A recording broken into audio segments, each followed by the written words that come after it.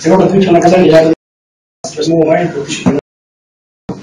Зачесть срок отбытия наказания Яковлева временное нахождение в ПЦР с 24 июля 2012 года по 27 мая 2014 года включительно.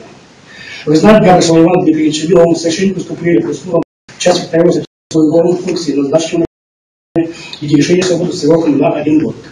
Соответственно, часть 74 уголовного кодекса преступления Габышева 9 года на основании статьи 70 года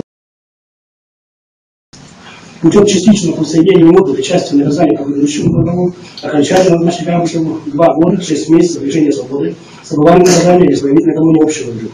Меру пресечения подсудимого Габышева в виде домашнего ареста изменить на меру пресечения вида заключения под стражу до вступления в уголовную законную силу через суда. Отбывание Габышева 2 года. Зачесть срок отбытия наказания Габышеву время нахождения его под стражей 2012 года по 10 января 2014 года. Нахождением по домашним арестам с 11 января 2014 года по 27 мая 2014 года включительно, без расчета 1 день за 1 день.